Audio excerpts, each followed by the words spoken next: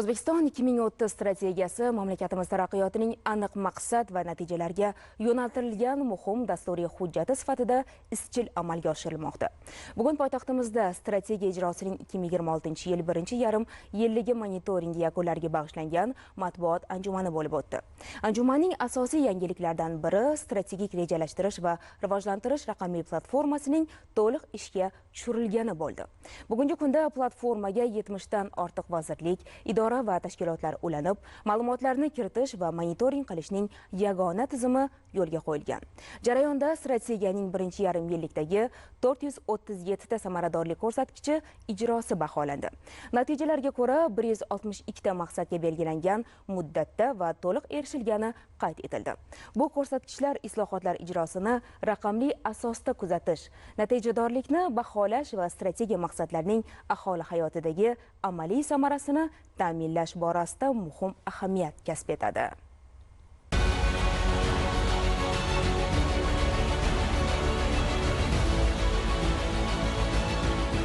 O'zbekiston 2030 strategiyasi bu mamlakatimiz taraqqiyotining asosiy yo'nalishlarini belgilab beradi. Unda 5 ta ustuvor yo'nalish doirasida 100 ta maqsadga erishish nazarda tutilgan. Eng muhimi mazkur strategiya yurtdoshlarimizning hayotida amaliy natija beradigan o'zgarishlarga qaratilgan. Bular ta'lim sifati, tibbiy xizmatlar, ijtimoiy himoya, bandlik, davlat xizmatlari, mahalla tizimi, ekologik barqarorlik va iqtisodiy imkoniyatlarni kengaytirish kabi qator masalalardir. Matbuot anjumanida ayni shu yo'nalishdagi ishlarning natijalari sarhisob qilindi. O'zbekiston 2030 strategiyasi bu bizni taraqqiyotimizni belgilab beruvchi, yaqin shu kelajakda taraqqiyotimizni aniq maqsadlari va ko'rsatkichlarini aks ettiradigan hujjat. U jamoatchilik tomonidan odamlar ishtirokida ishlab chiqilgan hujjat va aynan shuning uchun ham uni o'ziga xos bir ijtimoiy shartnoma desak to'g'ri bo'ladi. Ya'ni davlat va aholi o'rtasidagi umumiy o'sha dunyoqarash, umumiy kelajakka bo'lgan bir ko'zgu desak ham bo'ladi. Shuning uchun uni amalga oshirish nazoratida ham albatta jamoatchilik ishtirok etishi kerak. Jamoatchilik deganda bu parlament, bu nodavlat tashkilotlari, ommaviy axborot vositalari, yuksalish harakati har bir o'sha joylarga borib, hududlarga chiqib, mana shu davlat idoralari, hokimliklar tomonidan bu strategiyani bajarish qanday ketyapti? Amalda odamlarning roziligiga erishilyaptimi, yo'qmi?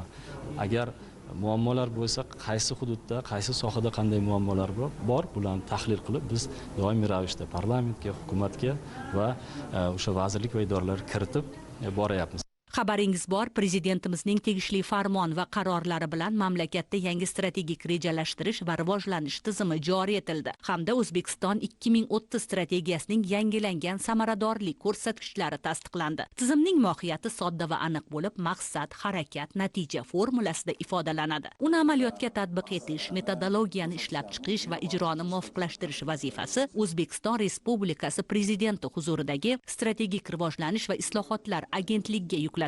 Anjumanda agentlik mas'ullari ushbu yo'nalishdagi ishlar xususida ham so'zlab berishdi. Ma'lumotlarga ko'ra, joriy yilning birinchi yarim yilligida agentlik tomonidan strategik rejalashtirishning institutsional va normativ huquqiy asoslarini qamrab oluvchi ekotizimini shakllantirish bo'yicha kompleks chora-tadbirlar ko'rildi. 19 ta normativ hujjat va reglamentlar ishlab chiqildi. 40 ta vazirlik va idora, 14 ta hudud, tahliliy va tadqiqot ishlari, shuningdek xalqaro maslahatchilar guruhi bilan muvofiqlashtirilgan hamkorlik yo'lga qo'yildi. Xususan, strategik rejalashtirish va rivojlanishning raqamli platformasi yaratilishi bu borada muhim qadam bo'ldi.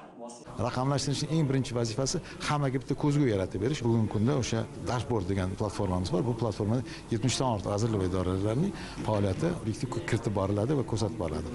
Har oy natijalari bo'yicha va ularda biz doim ko'rib borishimiz mumkin, qayerda muammolar tug'ilyapti. 437 ko'rsatish bo'yicha hamtasi raqamlashtirilgan kuzatuv tizimi yaratilishi bu birinchi katta natija.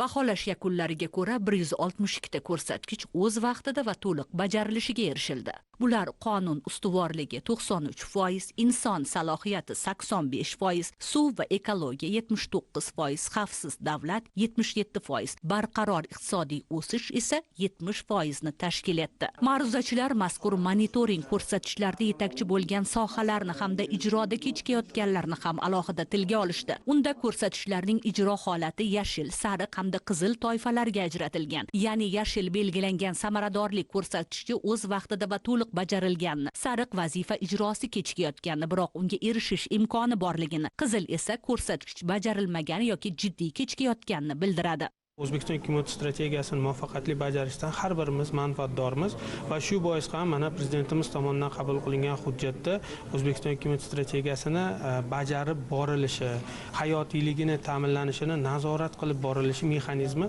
prezident farmonida belgilab qo'yilgan. Shu jumladan mana davlat organlari maxsus platformaga aynan ular amalga oshirgan ishlarini, ular amalga oshirgan mana shu islohotlarni doimiy tarzda muddati ham belgilangan yuklab boradi va bu aynan mana shu strategiyani qay darajada davlat tashkilotlari bajarayotganligini tahlil qilib yuqori instansiyalarga, shu jumladan hukumatga va boshqa yuqori instansiyalarga kiritib borish imkoniyatini beradi. Bu birinchidan, lekin yana bir narsaga alohida e'tibor qaratishimiz kerakki, aynan bu hujjatlarda ko'rsatilgan islohotlar, yutuqlar qay darajada aholini hayotida aks etyapti. Bunga aholini munosabati qanday? Bu hujjatlarda qolib ketmayaptimi? Mana shu masalalarga ham yechim prezidentimiz tomonidan qabul qilingan aynan o'sha strategiyani ijrosi hamda davlat dasturining ijrosiga qaratilgan o'sha hujjatlarning tegishli bandlarida Taraqqiyot strategiyasi markazi joylarga chiqib,